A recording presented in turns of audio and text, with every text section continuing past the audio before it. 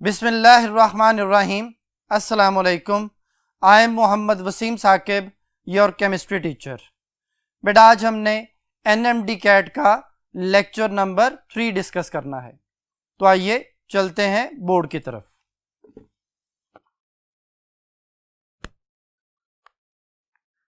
जी बेटा,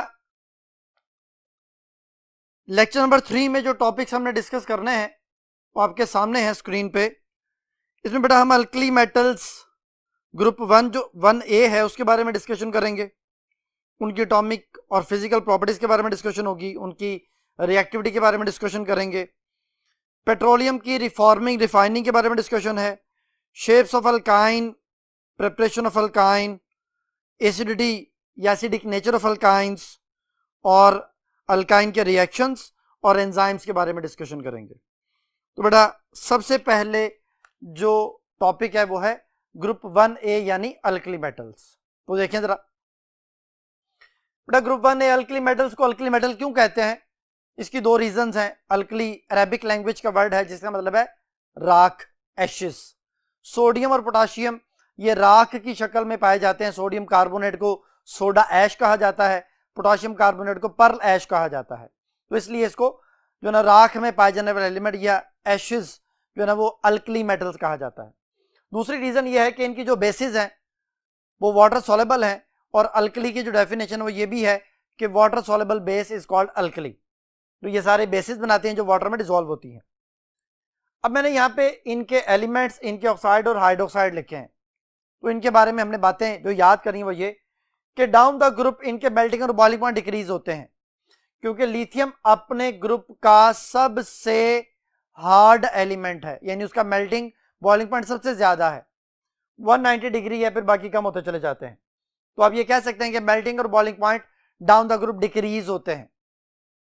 अच्छा जी, और क्या चीज इसी में अगर हम देखें तो एटॉमिक साइज इंक्रीज हो रहा है। एटॉमिक साइज के साथ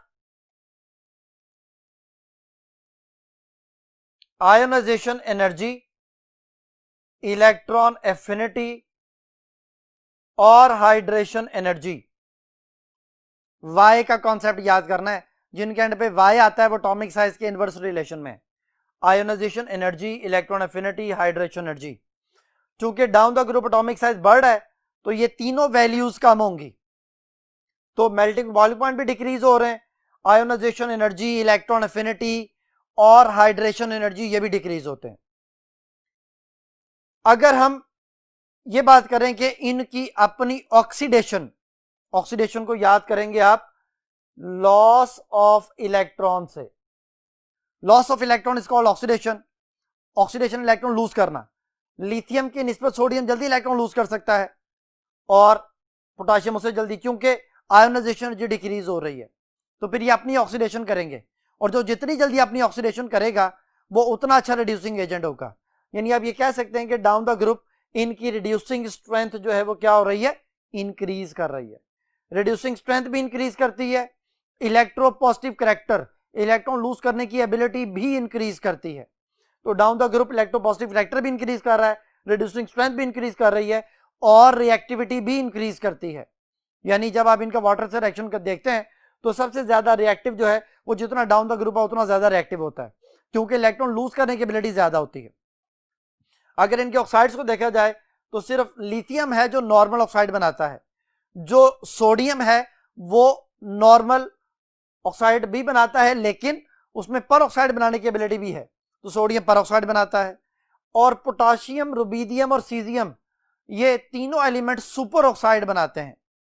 तो नॉर्मल, पर ऑक्साइड और सुपर ऑक्साइड ये तीनों एलिमेंट आ जाते हैं। डाउन द ग्रुप इनके एसिडिक ये जो ऑक्साइड्स होते हैं उनका जो बेसिक करैक्टर है वो इंक्रीज होता है, या इनके जो हाइड्रोक्साइड्स हैं वो भी बेसिक करैक्टर उनका बढ़ता चला जाता है। यानी लिथियम हाइड्रोक्साइड आप कह सकते हैं कि इस ग्रुप की सबसे वीकेस्ट बेस है। उससे ज्यादा स्ट्रॉन्ग बेस सोडियम हाइड्रोक्साइड है, सोडियम से ज्यादा पोटाशियम हाइड्रोक्साइड है, उससे ज्यादा स्ट्रॉन्ग रुबीडियम हाइड्रोक्साइड है, उससे ज्यादा स्ट्रॉन्ग सीजियम हाइड्रोक्साइड है। तो आप ये कह सकते हैं कि इनमें सीजियम हाइड्रोक्साइड सबसे ज्यादा स्ट्रॉन्ग बेस है और सॉल्युबिलिटी भी डाउन द ग्रुप इंक्रीज होती है। तो अब ये वो सारी बातें थी जो हमने फर्स्ट ग्रुप के हवाले से डिस्कस की। तो अब देखते हैं कि इनसे रिलेटेड एमसीक्यू जो है वो हम कैसे डील करेंगे। ये बेटा सबसे पहले नंबर पे एमसीक्यू को देखें, identify the incorrect statement about the alkali metals 1A group. आपने अल्कली मेटल्स जो हैं जो कि 1A ग्रुप में है उनके बारे में इनकरेक्ट स्टेटमेंट बतानी है। पहली ऑप्शन है there first ionization energy decrease down the group, ionization energy decrease होती है, पहली बात सही है। They are very good oxidizing agent, गलत, they are good reducing agents. और फिर they have low melting and boiling points, ये भी ठीक है। बाकी अगर हम इनको इनके पीरियड के हवाले से डिस्कस करें तो इनके लोएस्ट मेल्टिंग और बॉइलिंग पॉइंट होते हैं। और फिर all the salts of sodium and potassium ion are soluble in water, ये भी बात बिल्कुल ठीक है। तो बीटा ऑप्शन गलत हो गई, जो क्वेश्चन लिखा होता है they are very good oxidizing agent, they are very good reducing agents. Next question है बेटा, consider the following anomalous behaviour of the lithium with other alkali metals. Lithium का जो पेक्युलर बिहेवियर है, एनॉमलस बिहेवियर है, उसके बारे में वो कहता है कि ये स्टेटमेंट दी गई है, इनमें से हमने इनकरेक्ट बतानी है। Its melting and boiling point are comparatively higher, lithium अपने ग्रुप का सबसे ज्यादा मेल्टिंग और बॉइलिंग पॉइंट रखने वाला एलिमेंट है, पहली बात सही होगी। It is much harder than the other alkali metal, ये अपने ग्रुप का सबसे हार्ड एलिमेंट है, ये भी ठीक हो गया। It react with oxygen least readily to form super oxide, lithium वाहिद एलिमेंट है जो नॉर्मल ऑक्साइड बनाता है, अभी मैंने बता दिया था, तो ये वाली बात गलत होगी, उसने सुपर ऑक्साइड लिखा हुआ। और डेल्टा ऑप्शन है lithium hydroxide is the weakest base, hydroxide of the other alkali metal are strong bases, ये भी मैंने बताया था कि लिथियम हाइड्रोक्साइड अपने ग्रुप की सबसे वीक बेस होती है, बाकी सारी स्ट्रॉन्ग बेसिस होती हैं। तो बाकी सारी बातें ठीक है सिवाय चौथी ऑप्शन के जहां उसने सुपर ऑक्साइड कहा था कि ये बन रहा होता है, जबकि लिथियम नॉर्मल ऑक्साइड बनाता है। नेक्स्ट एमसीक्यू बेटा इनकी जो ना वो एटॉमिक और फिजिकल प्रॉपर्टीज के हवाले से है। All of the following properties of the alkali metal decrease down the group except, कहता बाकी सारी बातें डिक्रीज होती हैं सिवाय एक के। पहली ऑप्शन आयोनाइजेशन एनर्जी, ये डिक्रीज होती है। दूसरी ऑप्शन है रिड्यूसिंग पावर, ये इंक्रीज होती है, आयोनाइजेशन एनर्जी डिक्रीज हो रही थी, रिड्यूसिंग पावर इंक्रीज होती है।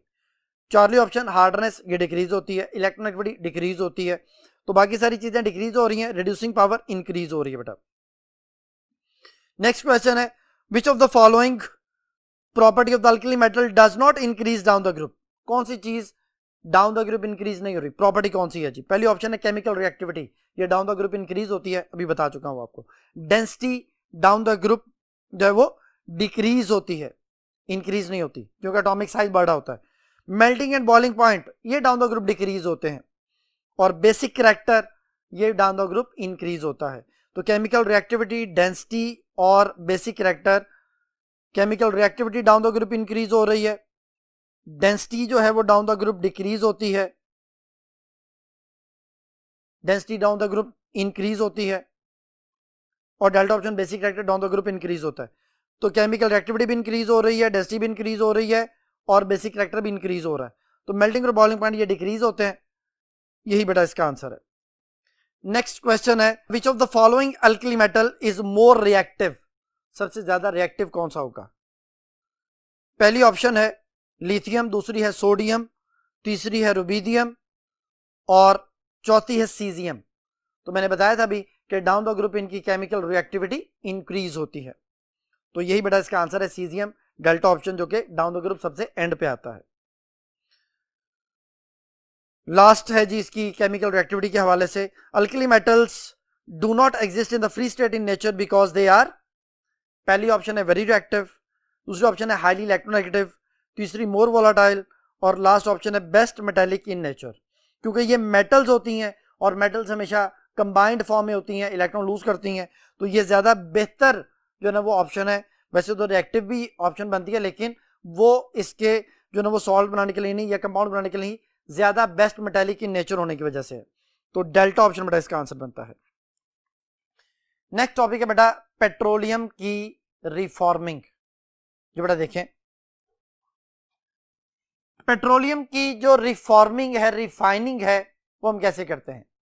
हमारे लिए बेस्ट फ्यूल वो है गाड़ियों के लिए जो ज्यादा जो ना वो बेहतर एफिशिएंसी दे, नॉकिंग बिल्कुल भी ना दे, यानी फ्यूल की एफिशिएंसी सबसे बेस्ट हो, फ्यूल जाया ना हो, उसकी कंबस्टिबिलिटी सबसे बेस्ट हो, उसमें ज्यादा एनर्जी प्रोड्यूस हो, थोड़े फ्यूल से ज्यादा अमाउंट में जो है ना वो आप कह सकते हैं कि एनर्जी प्रोड्यूस हो, या ज्यादा बेहतर जो है ना वो इंजन परफॉर्मेंस दे सके हमें। तो आप रिफॉर्मिंग में अगर हम बात करते हैं तो किसी भी फ्यूल का ऑक्टेन नंबर हमें बताता है कि उसकी एफिशिएंसी क्या है, ऑक्टेन नंबर क्या होता है? It is the percentage of isooctane in mixture of n-heptane and isooctane. Isooctane की परसेंटेज दो चीजों के मिक्सचर में, n-हेप्टेन और आइसोऑक्टेन के मिक्सचर में जो भी परसेंटेज आइसोऑक्टेन की होगी वो उसका ऑक्टेन नंबर कहलाता है। अब ऑक्टेन नंबर इंक्रीज कैसे किया जाता है? By adding branch chain alkane. आप जितनी ज्यादा ब्रांचिंग बढ़ा देंगे उतना ज्यादा ऑक्टेन नंबर इंक्रीज हो जाएगा। इसी तरह एरोमेटिक कंपाउंड्स, अगर आप उसमें जाइलिन ऐड कर देते हैं, आप उसमें टोलोइन ऐड कर देते हैं, बाइफिनाइल ऐड कर देते हैं, ये जो चीजें हैं ऐड करने से ज्यादा उसका जो ऑक्टेन नंबर वो बढ़ जाता है, एफिशिएंसी बढ़ जाती है। या फिर टेट्राइथाइलाइड ऐड कर दें, इसकी वजह से भी ऑक्टेन नंबर को इंक्रीज किया जा सकता है। यह है उसकी रिफॉर्मिंग से रिलेटेड बातें। नेक्स्ट टॉपिक है बेटा अल्काइंस। अल्काइंस की शेप क्या होगी? अल्काइन में बेटा कार्बन जो है उसके लिहाज से हाइब्रिडाइजेशन को डिसाइड किया जाएगा और हाइब्रिडाइजेशन की बेस पे उसकी शेप कंसिडर होगी। अगर हम इथाइन की बात करते हैं तो इथाइन में कार्बन जो है, हर कार्बन वो 2 सिग्मा बॉन्ड बना रहा है। जितने सिग्मा बॉन्ड हो उनकी तादाद पे हम हाइब्रिडाइजेशन को डिसाइड करते हैं। अगर किसी भी एलिमेंट के 2 सिग्मा बॉन्ड बने और उस पर कोई लॉन पेयर ना हो तो फिर उसकी हाइब्रिडाइजेशन sp होती है। तो पहला कार्बन 2 सिग्मा बॉन्ड बनाता है, sp हाइब्रिडाइजेशन। दूसरा कार्बन भी 2 सिग्मा बॉन्ड बनाता है, sp हाइब्रिडाइजेशन। तो sp हाइब्रिडाइजेशन में हमेशा 180 एंगल होगा और लीनियर शेप होगी, ये sp हाइब्रिडाइजेशन के लिए। तो यू कैन से दैट कि इथाइन की शेप लीनियर होगी। अब आते हैं उसकी प्रिपरेशन की तरफ। प्रिपरेशन के मेथड्स जो हमें एफएससी में दिए गए हैं उनमें एक तो यह है कि आप किसी भी टेट्राहेलाइड की डीहैलोजिनेशन कर लें। आप डीहैलोजिनेशन के लिए जिंक यूज करते हैं, एक जिंक 2 हैलोजन को रिमूव कर सकता है, तो 2 जिंक 4 हैलोजन को रिमूव करते हैं।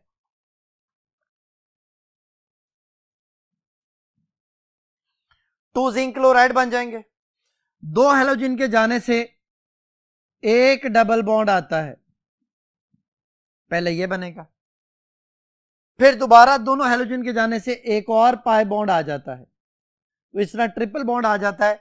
इथाइन अल्काइन को आप इस तरह से प्रिपेयर कर सकते हैं। नेक्स्ट जो मेथड है वो हमारे पास है अल्कोहलिक क्यूएच की मदद से। विसिनल डाइहैलाइड अल्कोहलिक क्यूएच, ये क्या करता है? ये डी हाइड्रोहेलोजिनेशन करता है। इस कार्बन से अगर हैलोजन जाना है तो उसके साथ वाले कार्बन से हाइड्रोजन को रिमूव किया जाएगा, यानी पहले नंबर पे इस तरह की सूरत हाल बनेगी। ये विनाइल क्लोराइड प्लस KCl बन जाएगा, वाटर बन जाएगा। दोबारा फिर इसमें अल्कोहलिक क्यूएच तो मौजूद है, वो फिर हैलोजन को रिमूव करेगा और उसके साथ वाले कार्बन से हाइड्रोजन को रिमूव करेगा, तो इस रिमूवल से एक और पाई बॉन्ड क्रिएट हो जाएगा और इथाइन बन जाएगा। 2 KCl बन जाएगा जी हमारे पास और 2 वाटर बन जाएंगे। तो ये डीहाइड्रोहेलोजिनेशन ऑफ विसिनल डाइहैलाइड है, इसमें भी अल्काइन बन गया। तीसरा मेथड है कैल्शियम कार्बाइड से। कैल्शियम कार्बाइड को वाटर से मिलाया जाए, ये विल्सन मेथड कहलाता है। इसमें विल्सन नामी साइंटिस्ट ने वो कैल्शियम ऑक्साइड और कोक कार्बन को मिला के जो चीज प्रिपेयर करना चाह रहा था वो नहीं बन रही थी, तो उनको हीट कर रहा था हाई टेम्परेचर पे, कैल्शियम कार्बाइड बन गया।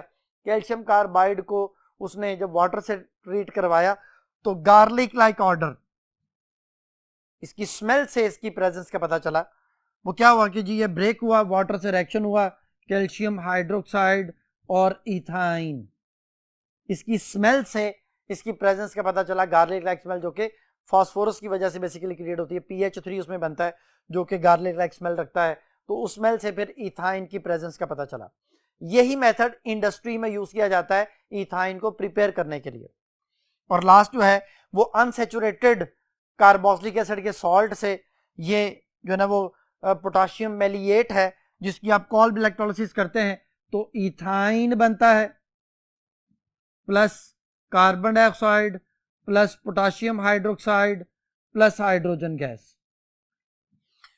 तो पहला, दूसरा और ये आखिरी, ये इंडस्ट्री में यूज नहीं होते। इंडस्ट्री में सिर्फ कैल्शियम कार्बाइड वाला मेथड ही यूज किया जाता है।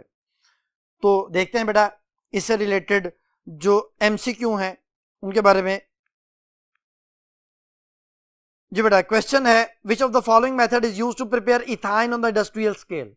पहली ऑप्शन है डीहाइड्रोहैलोजिनेशन विसिनल डाइहैलाइड, अभी आपके सामने लिख दिया है। दूसरा ऑप्शन है reaction of calcium carbide with water, ये भी आपके सामने लिखा हुआ है। Electrolysis of the salt of unsaturated dicarboxylic acid, ये भी रिएक्शन मैंने लिख दिया है। और लास्ट ऑप्शन है डीहाइलोजिनेशन ऑफ टेट्राहैलाइड, ये भी लिखा हुआ है। तो इन सब में मैंने बताया था कि इंडस्ट्रियल स्केल पे कैल्शियम कार्बाइड की मदद से आप इथाइन को प्रिपेयर कर सकते हैं। तो इसका आंसर हुआ beta option, reaction of calcium carbide with water. जी बेटा नेक्स्ट टॉपिक के लिए हम नेक्स्ट बोर्ड की तरफ चलते हैं। जी स्टूडेंट्स, नेक्स्ट टॉपिक है acidic nature of alkyne. Alkyne की एसिडिक नेचर क्यों है, तो उसको समझने के लिए मैंने अल्केन, अल्कीन, अल्काइन तीनों लिखे हैं। अल्केन में carbon to carbon single bond है, कार्बन की हाइब्रिडाइजेशन sp3 होती है। अगर 4 सिग्मा बॉन्ड आ जाए किसी एटम के तो sp3 हाइब्रिडाइजेशन है।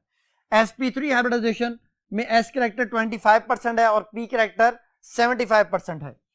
बेटा electronegativity is directly proportional to s character. s character जितना ज्यादा होगा इलेक्ट्रोनेगेटिविटी उतनी ज्यादा होगी। यहां पे s कैरेक्टर कम है, इलेक्ट्रोनेगेटिविटी ऑफ कार्बन 2.5 है, कार्बन 2.5, हाइड्रोजन 2.1। दो एटम्स में जो डिफरेंस है वो 0.4 का आ रहा है। अगर दो एटम में इलेक्ट्रोनेगेटिविटी का डिफरेंस 0.5 से कम हो तो वो नॉन पोलर होता है। ये नॉन पोलर है, alkanes are non polar, less reactive. लेकिन अल्कीन जब बनता है कार्बन की हाइब्रिडाइजेशन sp2 हो जाती है, क्योंकि हर कार्बन 3 सिग्मा बॉन्ड बना रहा होता है। 3 सिग्मा बॉन्ड में sp2 हाइब्रिडाइजेशन है जिसमें s कैरेक्टर 33.33 हो जाता है और p कैरेक्टर 66.66 हो जाता है। s कैरेक्टर के बढ़ने से इलेक्ट्रोनेगेटिविटी बढ़ जाती है। 2.7, हाइड्रोजन 2.1 है। अब डिफरेंस 0.5 से ज्यादा है, 0.5 से ज्यादा होने की वजह से ये पोलर हो जाता है, इसलिए अल्कीन्स आर मोर रिएक्टिव। लेकिन अल्काइन में आ जाए, अब अल्काइन में sp हाइब्रिडाइजेशन है, s कैरेक्टर p कैरेक्टर 50-50 हो जाते हैं, इलेक्ट्रोनेगेटिविटी 3.2 हो जाती है, कार्बन 3.2, हाइड्रोजन 2.1। अब यहां पे इलेक्ट्रोनेगेटिविटी का डिफरेंस बहुत ज्यादा है। ये बिल्कुल ऐसे है जैसे HCl में क्लोरीन 3.1 है, हाइड्रोजन 2.1 है, तो ये एसिड है। बिल्कुल इसी तरह ये भी एसिड बन जाता है। और ये उस ट्रिपल बॉन्डेड कार्बन के साथ जो हाइड्रोजन लगा है that is called as acidic hydrogen. ये एसिड की तरह बिहेव करता है, रिलीज होता है, इसकी जगह मेटल आ जाती है, सॉल्ट बनता है, तो इसको एसिडिक हाइड्रोजन कहा जाता है। तो जिस ट्रिपल बॉन्डेड कार्बन से हाइड्रोजन अटैच होगा वो एसिडिक हाइड्रोजन होगा। जैसे ये देखें, इसको कहते हैं मिथाइल एसिटाइलिन, इसमें एक एसिडिक हाइड्रोजन है जो ट्रिपल बॉन्डेड कार्बन से जुड़ा हुआ है। ये डाइमिथाइल एसिटाइलिन या 2-ब्यूटाइन भी कहते हैं, इसमें ट्रिपल बॉन्डेड कार्बन से कोई एसिडिक हाइड्रोजन नहीं है। एसिडिक हाइड्रोजन की प्रेजेंस को हम कैसे चेक करते हैं, उसको हम चेक करते हैं by ammoniacal silver nitrate. Ammoniacal silver nitrate किसी भी एसिडिक हाइड्रोजन की जगह पे आ जाता है, CH3 C triple bond CAG, इसके बेटा वाइट प्रेसिपिटेट्स बनते हैं। और इसमें चूंकि एसिडिक हाइड्रोजन नहीं है, रिएक्शन नहीं होगा, नो वाइट प्रेसिपिटेट्स, कोई प्रेसिपिटेट्स नहीं बनेंगे। तो इस हवाले से अगर एमसीक्यू हम डिस्कस करते हैं, देखें क्वेश्चन बेटा आपके सामने है। क्वेश्चन है मिथाइल एसिटाइलिन, जिसको प्रोपाइन भी कहते हैं, अभी मैंने लिखा था methyl acetylene and dimethyl acetylene passed through a container having inlet and outlet containing ammoniacal silver nitrate. कहते हैं ये दो गैसेज हैं जिनको हमने एक कंटेनर में से पास किया है जिसमें अमोनिकल सिल्वर नाइट्रेट पड़ा हुआ है। Which gas is trapped in the container, कौन सी गैस ट्रैप हो जाएगी, जो अमोनिकल सिल्वर नाइट्रेट से रिएक्शन कर जाएगी। अमोनिकल सिल्वर नाइट्रेट से वही रिएक्शन करेगा जिसमें एसिडिक हाइड्रोजन होगा, यानी हमारे पास मिथाइल एसिटाइलिन जिसमें एसिडिक हाइड्रोजन है उसके वाइट प्रेसिपिटेट बन जाएंगे। तो पहली ऑप्शन है डाइमिथाइल एसिटाइलिन, दूसरी ऑप्शन है मिथाइल एसिटाइलिन, यही आंसर है। तीसरी है बोथ एंड बी, और डेल्टा ऑप्शन है नन ऑफ दिस। तो आंसर हो गया बीटा ऑप्शन मिथाइल एसिटाइलिन। जी बेटा नेक्स्ट जो क्वेश्चन है, देखिए स्लाइड आपके सामने है। रिएक्शन केमिस्ट्री ऑफ अल्काइंस हमने डिस्कस करनी है। पहली ऑप्शन है हाइड्रोजनेशन। बेटा अल्काइंस में 2 पाई बॉन्ड हैं, एक पाई बॉन्ड के खत्म होने पे 2 सिग्मा बॉन्ड बनते हैं। इथाइन में 2 पाई बॉन्ड हैं तो 4 सिग्मा बॉन्ड बनेंगे, यानी इथाइन में आप फर्ज करें ये हाइड्रोजन ऐड करना चाहते हैं तो 2 हाइड्रोजन ऐड होंगे, एक पाई बॉन्ड खत्म हो जाएगा, फिर 2 हाइड्रोजन ऐड होंगे, एक और पाई बॉन्ड खत्म हो जाएगा। तो अल्काइन में हाइड्रोजन ऐड होने से अल्केन तब बनती है जब 4 हाइड्रोजन एटम ऐड हों। तो इथाइन में हाइड्रोजनेशन से ईथेन पे आके रिएक्शन स्टॉप होगा। इसी तरह अगर आप जो ना उसमें जो ना वो हेलोजिनेशन करना चाहते हैं तो हेलोजिनेशन में 4 जो ना वो हेलोजिन्स ऐड हो जाएंगे और टेट्राहेलाइड बन जाएगा। जो भी हमने प्रेपरेशन में पहली जो प्रेपरेशन पढ़ी थी उसमें टेट्राहेलाइड की डीहेलोजिनेशन से हमने अल्काइन बनाया था, वो टेट्राहेलाइड 4 हेलोजिन ऐड हो जाते हैं, क्योंकि मैंने बताया कि एक पाई बॉन्ड के खत्म होने पे 2 सिग्मा बॉन्ड बनते हैं, तो 2 पाई बॉन्ड के खत्म होने पे 4 सिग्मा बॉन्ड बनेंगे। इसी तरह बेटा अगर आप HBr की एडिशन करते हैं तो HBr की एडिशन से क्या बनेगा, देखें जी, CH triple bond CH plus HBr, इसमें बेटा HBr ऐड होगा, H इसके पास आ गया, Br इसके पास आ गया, CH2 double bond CH Br, इसको बोलते हैं विनाइल ब्रोमाइड। ये था सिमेट्रिकल, जिन 2 कार्बन में ट्रिपल बॉन्ड थे उनके पास इक्वल हाइड्रोजन थे, लेकिन ये जो अब चीज बनी है ये अनसिमेट्रिकल है। अब इसमें जिन 2 कार्बन में डबल बॉन्ड है उनके पास इक्वल हाइड्रोजन नहीं है। इसमें दोबारा जब आप HBr ऐड करेंगे तो मार्कोनिकोव रूल लगेगा, negative part goes to that carbon which has less number of hydrogen. ये इसके पास Br आ जाएगा, H इसके पास चला जाएगा, CH3 CH Br और Br, ये जेमिनल डाइहेलाइड बन जाता है, 1,1 डाइब्रोमो इथेन बन जाता है। ये उसकी जो ना वो हमारे पास हाइड्रोजन हेलाइड की एडिशन आ गई। और अगर आप वाटर की एडिशन को देखते हैं तो वाटर की एडिशन HgSO4 H2SO4 की मौजूदगी में होती है। वाटर की एडिशन H इसके पास आ गया, OH इसके पास आ गया, CH2 डबल बॉन्ड CHOH, ये बन गया विनाइल अल्कोहल। अब बच्चों को समझाने के लिए इसमें थोड़ी सी चेंजिंग करता हूं मैं, ये OH कार्बन से जुड़ा हुआ है तो हम इसको यूं लिख लेते हैं कि डबल बॉन्ड कार्बन HOH, ये मैंने विनाइल अल्कोहल को इस तरह से लिख लिया। विनाइल अल्कोहल को इनोल भी कहते हैं, इन फॉर अल्कीन, ओल फॉर अल्कोहल। ये बेटा टोटलिज्म करता है, ये बॉन्ड इधर शिफ्ट होता है और ये वाला पाई बॉन्ड इधर शिफ्ट होता है, उसे क्या होता है जी, ये रीअरेंजमेंट है, टॉटमरिज्म है। ये कुछ इस तरह से बन जाता है, CH2 उसके ऊपर आता है negative, C double bond O और H, यहां से जो हाइड्रोजन उतरता है वो H पॉजिटिव के तौर पे इसके पास आता है, ये उसके साथ अटैच हो जाता है। मैं इसको मिटा के डायरेक्ट लिख देता हूं कि ये CH3 बन जाता है, तो ये इनोल से एल्डिहाइड में चेंज हो जाता है। ये वाहद अल्काइन है जो वाटर के एडिशन के बाद एल्डिहाइड बनाता है। इसके अलावा जितने अल्काइंस हैं वो सारे वाटर के एडिशन पे जो ना वो कीटोन बनाते हैं, जितने भी अल्काइंस हैं। जैसे प्रोपाइन हो तो प्रोपाइन से प्रोपानोन बनेगा, ब्यूटाइन से ब्यूटानोन बनेगा। ये तो बड़ा इसके रिएक्शन। नेक्स्ट टॉपिक के लिए हम नेक्स्ट बोर्ड की तरफ चलते हैं जी स्टूडेंट्स। नेक्स्ट टॉपिक है एंजाइम। एंजाइम बेटा बायो जो ना वो केमिकल रिएक्शन में एक कैटलिस्ट के तौर पे ऐड करते हैं, प्रोटीन इन नेचर होते हैं। हम इनको एमसीक्यूज की मदद से देखते हैं। एंजाइम की एक्टिविटी को कौन सी चीजें डिस्टर्ब करती हैं, तो क्वेश्चन बेटा आपके सामने है, consider the following factor which effect the enzyme activity. पहली स्टेटमेंट है टेम्परेचर, दूसरी स्टेटमेंट है पीएच, तीसरी एंजाइम इनहिबिशन और चौथी रेडिएशन। बेटा टेम्परेचर के बारे में तो आप जानते हैं कि टेम्परेचर जो है वो ऑप्टिमम टेम्परेचर 37 डिग्री, 37 डिग्री पे एंजाइम बेस्ट काम कर रहे होते हैं, बॉडी टेम्परेचर जो हमारा है। अगर टेम्परेचर कम ज्यादा होगा तो एंजाइम की एक्टिविटी चेंज हो जाएगी। इसी तरह पीएच स्पेसिफिक होती है, हर एंजाइम को अपने काम करने के लिए एक स्पेसिफिक पीएच चाहिए। जैसे जो स्टमक में एंजाइम है वो लो पीएच पे काम कर रहे होते हैं, तो उनकी लो पीएच होगी तो वो ज्यादा बेहतर परफॉर्मेंस दे सकते हैं।